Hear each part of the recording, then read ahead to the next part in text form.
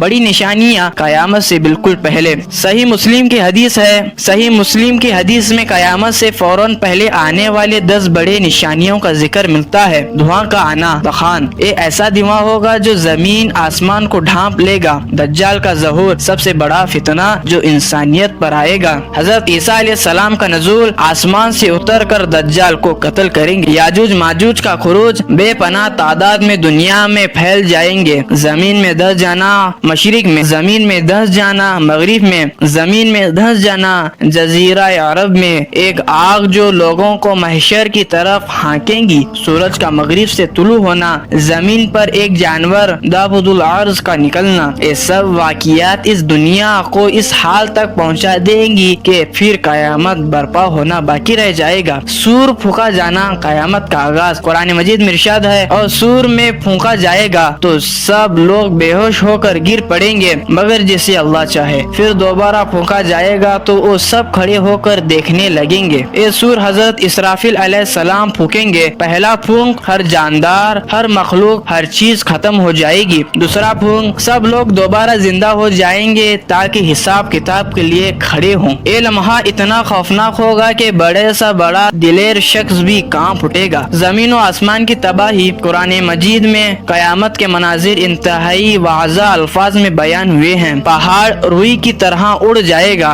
جو پہاڑ آج ناقابل حرکت لگتے ہیں اس دن ہلکے ذروں کی طرح اڑیں گے۔ سمندر پھٹ جائیں گے، پانی اپنی حدود توڑ دے گا، ستارے جھڑ جائیں گے، آسمان کے سب چراغ بجھ جائیں گے، آسمان پھٹ جائے گا، وہ مضبوط چھت ٹوٹ کر بکھر جائے گا۔ یہ منظر سن کر صحابہ کرام رضی اللہ عنہ کی آنکھوں میں آنسو آ جاتے تھے، کیونکہ وہ جانتے تھے کہ اس دن کے لیے تیاری ضروری ہے۔ اللہ تعالیٰ نے قرآن مجید میں بارہا اس عظیم اور ہولناک دن کا ذکر کیا ہے۔ وہ دن جب کائنات کا موجودہ نظام لپٹ دیا جائے گا، زمین و آسمان کا نقشہ بدل دیا جائے گا اور ایک نیا اور ابدی نظام قائم ہوگا۔ یہ دن محض ایک واقعہ نہیں بلکہ ایک فیصلہ کن لمحہ ہوگا جو ہر مخلوق کے انجام کا تعین کرے گا۔ اس دن کی شروعات ایک نہایت ہی ہیبت ناک اور خوفناک منظر سے شروع ہوگی، سور پھونکا جانا۔ اللہ تعالیٰ نے اس کام کے لیے ایک خاص اور عظیم مرتبہ والا فرشتہ مقرر فرما دیا ہے جن کا نام اسرافیل علیہ السلام ہے۔ یہ وہ فرشتے ہیں جو کائنات کے خاتمے اور دوبارہ زندگی ابتدا کے ذریعہ بنیں گے۔ ان کے بارے میں رسول اللہ صلی اللہ علیہ وسلم نے نہایت باریکی اور لرزہ خیر کیفیت میں بیان فرمایا۔ مسند احمد کی حدیث ہے، سور کو اسرافیل نے اپنے منہ میں رکھ لیا ہے اور اپنی پیشانی جھکائے حکم کا انتظار کر رہے ہیں۔ سوچئے کائنات کا انجام اور آغاز ایک ہی فرشتے کے ایک ہی عمل سے جڑا ہوا ہے، اور وہ فرشتہ اس وقت سے اللہ کے حکم کا منتظر ہے جب سے اسے یہ ذمہ داری دی گئی۔